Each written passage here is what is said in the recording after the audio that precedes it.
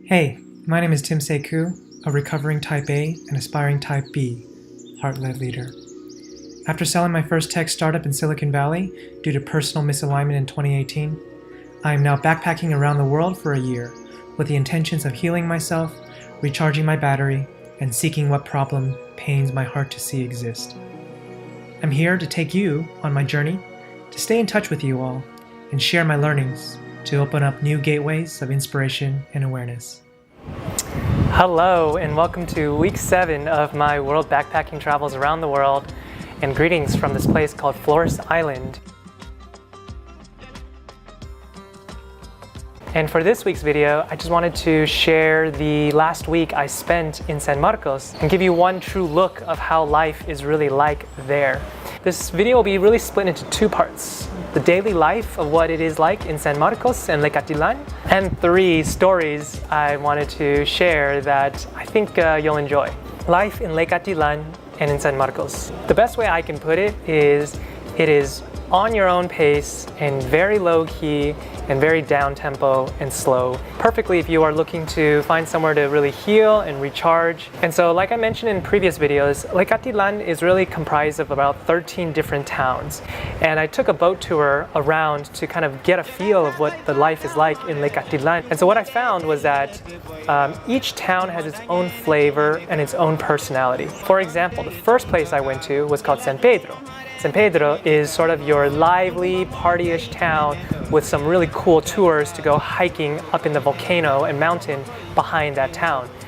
It's really good for backpackers and tourists who are really just trying to find other travelers and have a good time in a party setting. The second place I went to was called San Marcos, as you guys know. And San Marcos is really the hippie town, or dubbed the hippie town, where there's just tons of activities in the conscious community to explore. I shared that all in the last video, so feel free to take a look at that. And then the third town I went to was a place called Santa Cruz. Santa Cruz is known for their scuba diving because the lake is sort of a crater lake, and because it has no way to dispense water elsewhere, the water levels rise every few years. And if you wanted to, you can scuba dive and find cities that have been covered with the water. The fourth place I went to is a place called San Juan. San Juan is truly special because it is known for its plant medicine and local artisanal collaboratives that women collaborate on and create these fabrics and blankets and purses and clothing to share with the people. So when you walk around there, you'll find local shops that are selling medicine all made directly from plants, and they'll show you exactly how it's made from their garden, which was amazing. And then you can also see, like I mentioned, beautiful, colorful fabric and art and clothing all around there. Fifth and final place I went to was a place called Santiago Atitlan. And this place is known for it being the main center hub for local. In there you'll see a ton of churches and beautiful architecture and, again, local artisanal goods. And in Santiago Atitlan, there's a very special statue named Mashimon that exists there.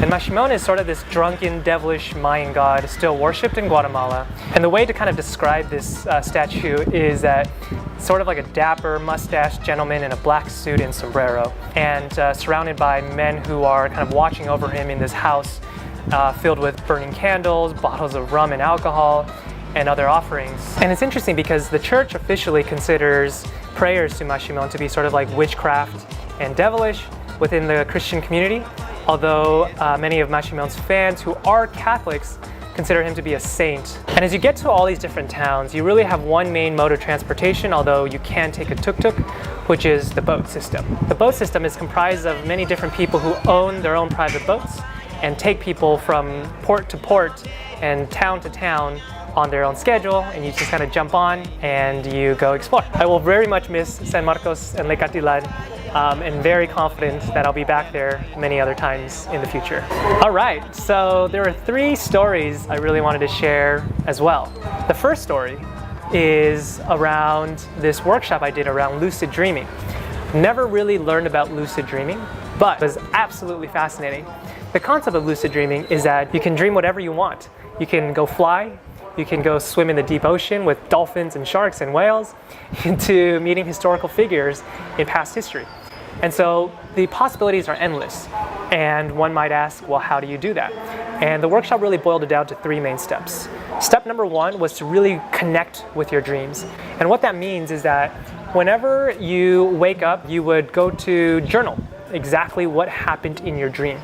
And as you build up that muscle, what's happening is that you're connecting to your dream. And you're just building a strong relationship with what is happening when you're dreaming, so you can connect with that more and start to manifest what you want in future dreams. Second step is to build your kick behavior. If any of you have watched Inception, is essentially, remember if they would know if they're in a dream or not when they're spinning the top. And essentially this kick is for you to know if you're actually in reality, in this reality, or you're actually dreaming in a very lucid dream. And so the one easiest way that was very foolproof was essentially whenever you walk into a door in this reality or in your dream, you would plug your nose and try to breathe. If you were in this reality, you would not be able to breathe. And if you were in the dream, it wouldn't matter because you would be able to still breathe. And so that's how you would know the difference. And the last step is really around how to stay lucid inside your dreams. And what that means is really connecting with that dream when you know you're dreaming. And so when you're dreaming, it's having this practice to really touch and notice and see and sense all the little details that are around you. And how you build up that practice, as you can imagine, is doing it in this reality, which is noticing things and building up that behavior and building up that muscle in your mind to be able to implement that in your dream. And so that's how you are able to stay more lucid, more clear in those dreams. The last advice that the facilitator gave was really around how to be creative in your lucid dreaming. Almost as if, like, you know, if you were to ask me, what would you want to dream? And I would say, I want to go meet a shark in the deep ocean and be able to then fly to the Himalayas. One way to try that is when you're in your lucid dream, imagine there's a door behind you, and you will say, there's a door behind me, and when I turn around, I will see that door, and I will open that door, and once I go through that door, I will be able to jump into the ocean and meet the shark. After that, I will get up to the surface and then see a boat, and then behind me, and then inside there will be another door that will drop me into the Himalayas. All right, so that was story number 1. Story number 2 is fascinating because I saw a meditation session being done at this place called Las Piramides. So I decided to go visit after I was journaling one day and had all my computer and all my equipment and my camera here to take photos. And I remember just kind of like getting so excited to just go try another type of meditation class. And I just kind of put my bag on the side near the door, dropped my shoes off, and went right into this beautiful, beautiful pyramid. It's almost like you had to go underground to then come up, and then the only door was this like collapsible wooden floor that would allow you to go back down and then exit. As we were starting to begin the class, I started noticing this worry come up, and I was like, where is this worry coming from? And this worry was that I had left my laptop, my camera, my phone, and my wallet inside the bag that I left near the door. And I don't know if they locked the door or not, and if someone came in and stole everything, I would have no computer, no camera, no phone, and no wallet, which had all my debit cards and credit cards. And so I started worrying, but I didn't want to be that person who would stop class to try to open the wooden plank door to go down and then go check. The only thing that I did was sit there and start to tell myself what it would feel like if I lost everything. And I started getting worried, and I said, well, do we really need all that stuff? Is it possible to recover that stuff in some other way or form in the future? And a lot of the answers always came back was like, no, I don't need that stuff. That stuff does not define me. And yes, it is possible to recover all that stuff in some other form. It would just take a lot of work and stress. I just kept reviewing that over and over to the point where I was like, you know what?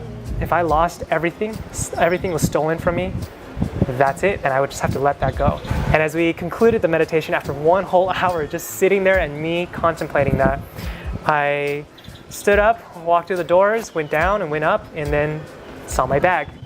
And so it was just such a hilarious situation that some higher source or universe dropped in front of me to be able to detach my identity to my belongings and realizing that I did not need to be attached to those because who I really am is right inside here, and whatever issues and challenges arise, I could always conquer them. And then last and final story number 3. In my first week in San Marcos, I had met some new friends who were telling me about this Wayeb calendar celebration that was happening, and what it was essentially in the Guatemalan Mayan calendar, there are 18 months with 20 days each, which add up to 360, which means that 5 days are missing, and within February 15th through 20th, they will celebrate those 5 days in different types of ceremonies. So I decided to sit with them on their first night celebration, and they had informed me that we would be sitting with peyote, which is the cactus that has the psychedelic compound with mescaline inside of it, in a 10-hour to 12-hour setting within a ceremony. And me being me, raised my hand and said, I'm in. And so that night came. They had, fortunately or unfortunately, had to switch venue because more and more people decided to join in. Told us it was going to be outdoors. And so I packed up some little warm stuff and went with my 2 friends. As we went to meet up with everybody, they were informing us and reminding us to have an intention.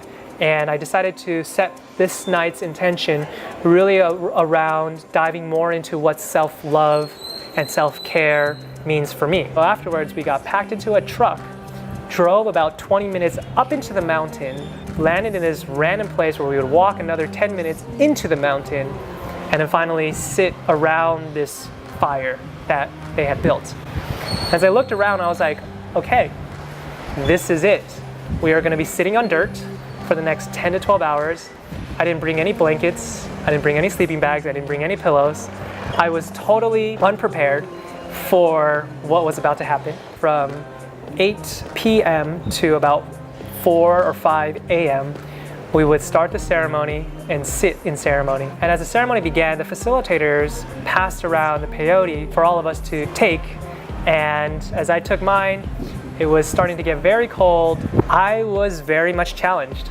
I was in a pair of sweats, a t-shirt, a poncho, and that was pretty much it. There was really no place to sit except a rock or on the floor and start to get cold. And as it got colder and colder, I stood more near the fire, and that's when the peyote would start to kick in a little bit. It reminds me of times like I've taken LSD, and while it wasn't super intense, started bringing back a lot of opportunity to reflect on what self-care and self-love meant for me. And it was just so ironic because I was very unprepared for a very cold, long night, and I was just standing by the fire, not even sitting, and just contemplating how off I was from self-care and self-love for this kind of setting. And so the whole opportunity was fantastic to witness local Mayan grandmothers and grandfathers leading it with their traditional lineage of singing and holding space around the fire. But what I took away from all of that was just noticing how fat of a reminder it was of how important self-care and self-love was. It couldn't have been any more obvious. And so as I continually have this on my wrist, I use it as a constant reminder to ask myself, what is a practice that I can take on for self-love and self-care? Maybe looking in front of a mirror and saying I love you, or saying thank you, or just treating yourself once a week to something that would be very beneficial for your peace, for your serenity, or for your comfort. I just thought it was just hilarious, but such a great reminder to self-care and self-love in my peyote ceremony. It wouldn't be a great story without a great ending. We ended around 4 or 5 a.m. and there was another 3 hours to wait before the truck would come to pick us up. So we decided to say, all right, we're gonna walk back around 4 or 5 a.m., complete darkness, down the mountain, and oh yeah, Google Maps says it's gonna take about an hour walk. As I walked down, I just again kept contemplating self-care, self-love. It's such a strong theme for this year as I continually travel, but such a great experience to ingrain it in my head. So that's it. I'm really excited to share with you the next week's video around how I spent my time exploring the ancient Mayan ruins. But as always, thank you again for just watching, sharing time, and following me on this amazing, hilarious, sometimes very challenging journey. Look forward to seeing you next week and show you and share with you the beautiful Mayan ruins of Guatemala. See you next week.